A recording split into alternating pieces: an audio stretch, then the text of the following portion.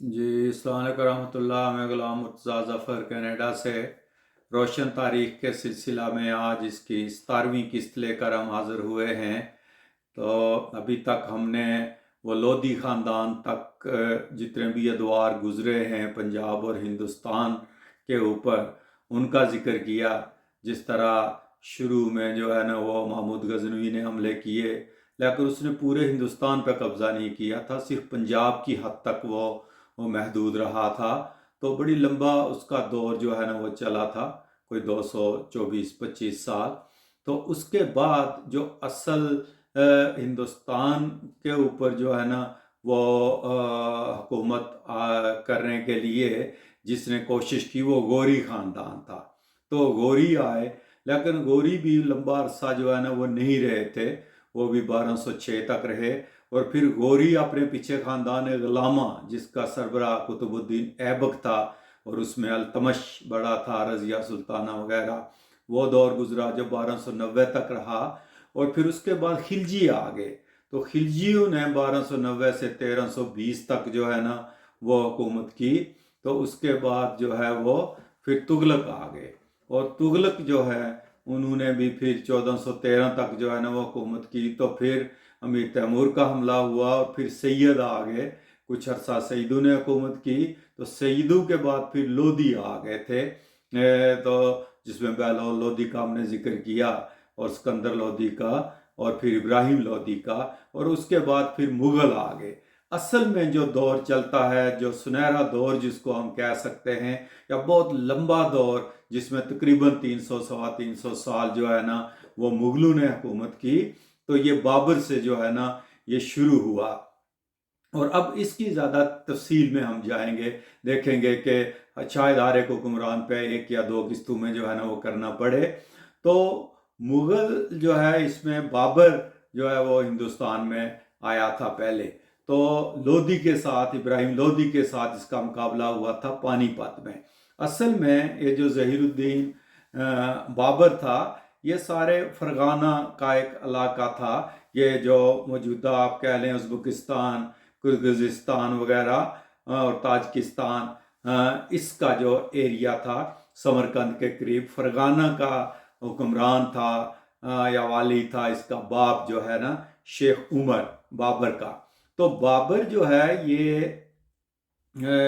باپ کی طرف سے تو امیر تیمور لنگ کے ساتھ اس کا جو ہے نا وہ تعلق بنتا ہے، یعنی کہ یہ تاتاری کہہ سکتے ہیں، اور ماں کی طرف سے چنگیز خان کے ساتھ اس کا جو ہے نا وہ تعلق بنتا ہے۔ یعنی دونوں لحاظ سے ایک قسم کا وہ لڑاکا اور شاہی خون، جو کشت و خون اور ظلم اور بربریت اور حکمرانی کی ایک لازوال داستان ہے دونوں طرف سے۔ امیر تیمور کا بھی پچھلی قسط میں آپ نے دیکھ لیا کہ وہ کیسا ظالم اور سفاک قسم کا فاتح تھا، اور جس نے آدھی دنیا کو تقریباً سکندر اعظم کے بعد سب سے زیادہ فتح اسی نے کی تھی، اور دوسری طرف پھر چنگیز خان کا خون۔ تو یہ دونوں خون بابر کے خون میں جو ہے نا وہ شامل تھے،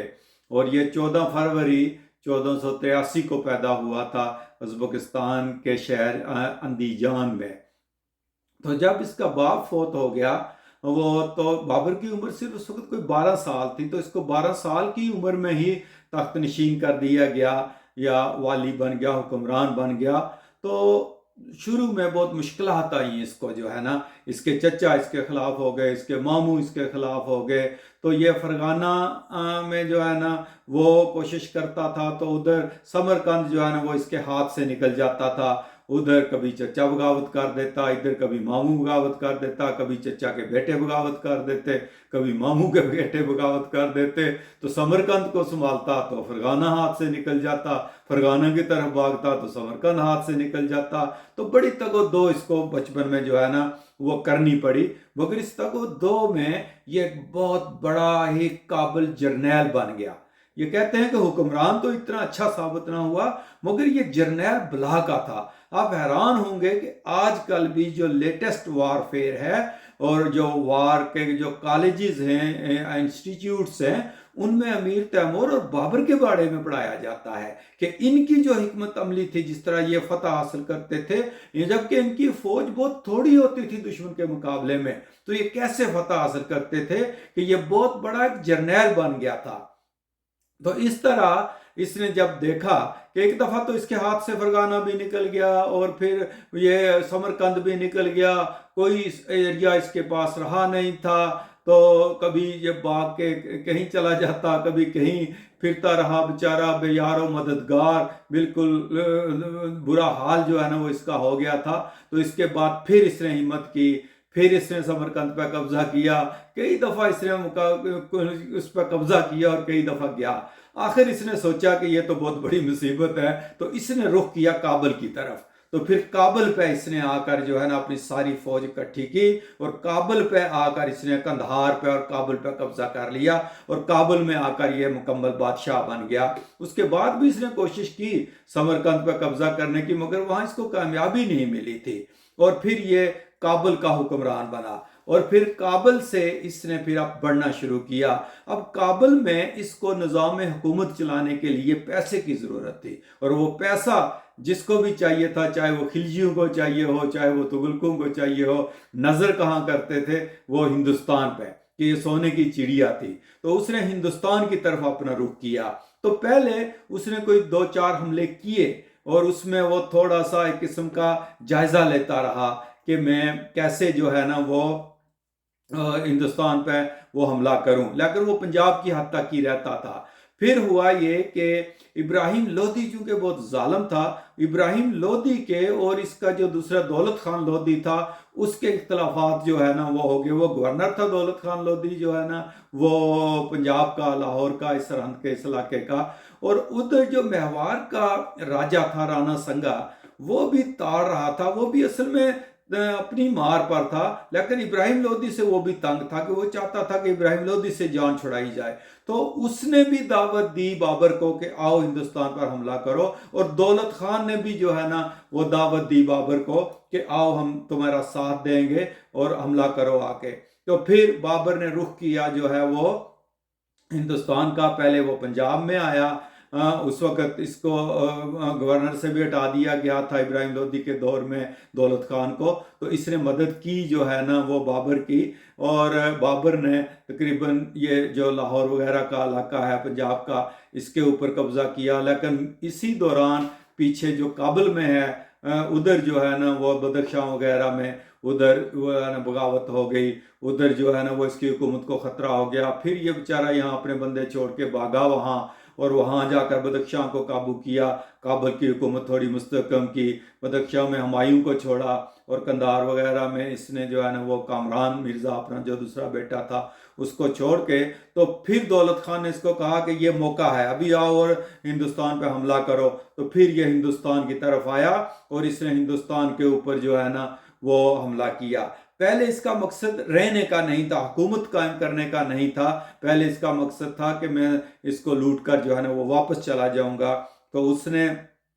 ابراہیم لودھی کو پہلے پیغام بھیجا کہ سرنڈر کر دو، اس نے نہ کیا۔ تو پھر پانی پت کے میدان میں جو ہے نا پہلی پانی پت کی جو لڑائی ہوئی تھی وہ ابراہیم لودھی اور بابر کے درمیان ہوئی تھی۔ اب دیکھیں کہ بابر کی جو فوج تھی وہ 12,000 ہے، کچھ کہتے ہیں کہ وہ 20,000 فوج تھی، اور ادھر ابراہیم لودھی کی جو فوج تھی وہ 1,00,000 سے بھی زیادہ تھی، اور وہ بہت بڑی فوج تھی۔ تو اس نے کیا کیا کہ بابر کا مقابلہ کیا پانی پت میں۔ اب بابر نے بڑا ہی جنگی حکمت عملی استعمال کی تھی جس کی وجہ سے یہ جیتا، اور پھر اس کے پاس توپیں تھیں، بارود استعمال کیا، اس نے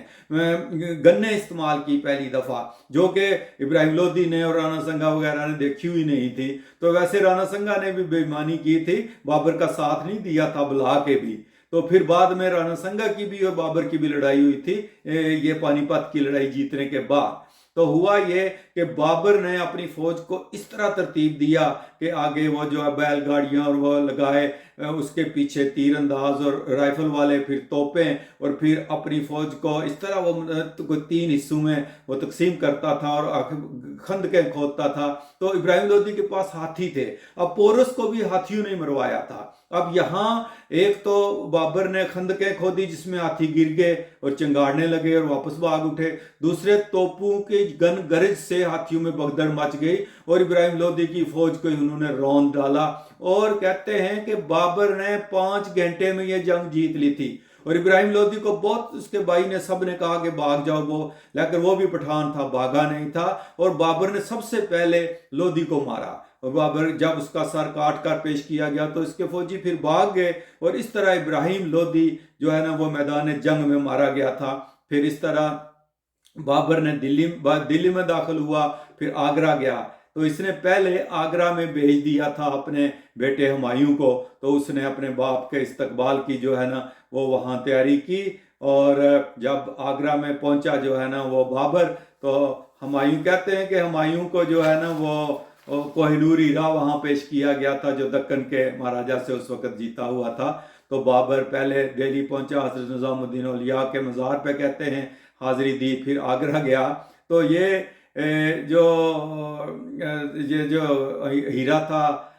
کوہ نور، یہ گوالیار کے راجہ بکر مجید کے پاس تھا، تو پھر آگے مسلمان حکمرانوں کے پاس آتا گیا جو ہمایوں کو ملا۔ تو اس کی بھی میں ایک قسط پہلے کر چکا ہوں کہ یہ سنا ہے بڑا ہی بدقسمت قسم کا ہیرا تھا، جس کے پاس جاتا تھا تو وہی کر دیتا تھا۔ تو ہمایوں کے ساتھ بھی یہی کچھ ہوا۔ تو